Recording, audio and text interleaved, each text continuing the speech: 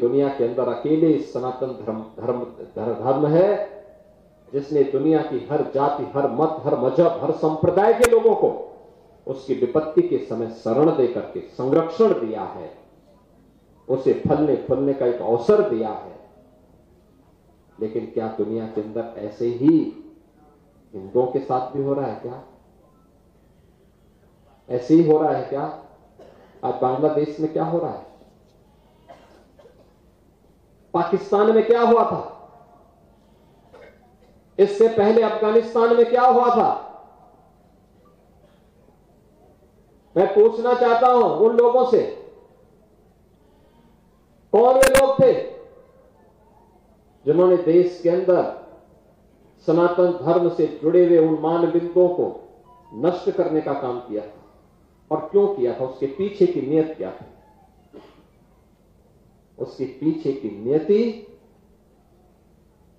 अपने बर्बर कृत्यों को अंजाम देकर के पूरी धरती को नरक बनाने की साजिश का हिस्सा था, जिसके तहत कभी काशी में काशी विश्वनाथ मंदिर, कभी अयोध्या में श्री राम जन्मभूमि, कभी मथुरा में श्री कृष्ण जन्मभूमि, कभी संभल में कल के अवतार की हरिहर भूमि, कभी भोज में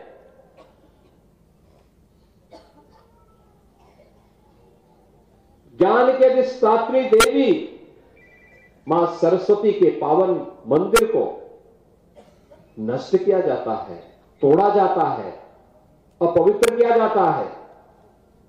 इन मंदिरों को तोड़ने से कभी सोमनाथ का मंदिर अपवित्र किया जाता है। इन मंदिरों को तोड़ने से उनका कुल और वंश ही नष्ट हुआ होगा जिन्होंने इन मंदिरों को अपवित्र किया है। ये फैले फुले नहीं हुए होंगे, लेकिन उन्होंने दिखाया तो। और ये कारण है जब मैं आज पूछता हूं कि भाई जिन लोगों ने मंदिर तोड़े थे उनकी क्या स्थिति है वर्तमान में, तो लोग बताते हैं कि औरंगजेब के परिवार के लोग, उसके वर्तमान खानदान। मुझे कोई एक दिन बता रहा था जबकि कोलकाता के पास वो रिक्शा चलाते हैं, तो मुझे बताओ अगर उसने पुणे किए होते, इन मंदिरों को तोड़ा नहीं होता तो रिक्शा चलाता क्या? ये दुर्गति को प्राप्त करता? ये उसकी दुर्गति है। उसने ईश्वर की अवमानना की है। और मैं यही कहूंगा कि दुनिया के अंदर अगर विश्व शांति की स्थापना करनी है तो यह सनातन धर्म ही उसको कर सकता है, केवल सनातन धर्म।